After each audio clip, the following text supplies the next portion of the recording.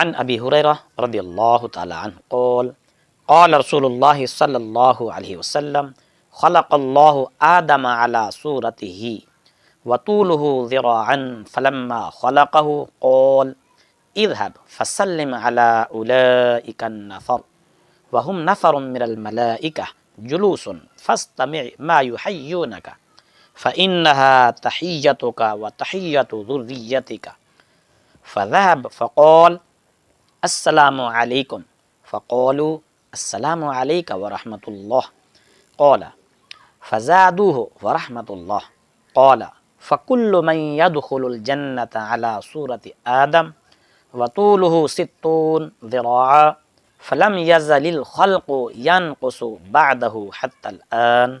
हज़रत अबू हुरैरा रज़ियल्लाहु ताला अन्हु बयान करते हैं, रसूलुल्लाह सल्लल्लाहु अलैहि वसल्लम ने फरमाया, अल्लाह ताला ने आदम अलैहिस्सलाम को उसकी सूरत पर तख्लीक फरमाया।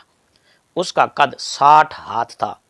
जब उसने उन्हें पैदा किया तो फरमाया, जाओ इस जमात को सलाम करो। उस जमात में चंद फरिश्ते बैठे हुए थे। वो आपको जो जवाब दें वो गौर से सुने, चुनाचे वही जवाब तुम्हारा और तुम्हारी औलाद का होगा। वो गए और उन्होंने उनसे कहा अस्सलामु अलैकुम। उन्होंने कहा अस्सलामु अलैका व रहमतुल्लाह।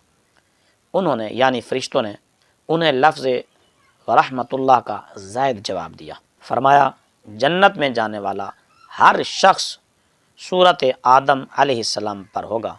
उसका कद 60 हाथ होगा। उनके बाद फिर मुसलसल अब तक कदो कामत में कमी वाक़े होते चली आ रही है। मुत्तफ़क़ुन अलैह। इस हदीस पाक को इमाम बुखारी और इमाम मुस्लिम दोनों ने रिवायत किया है।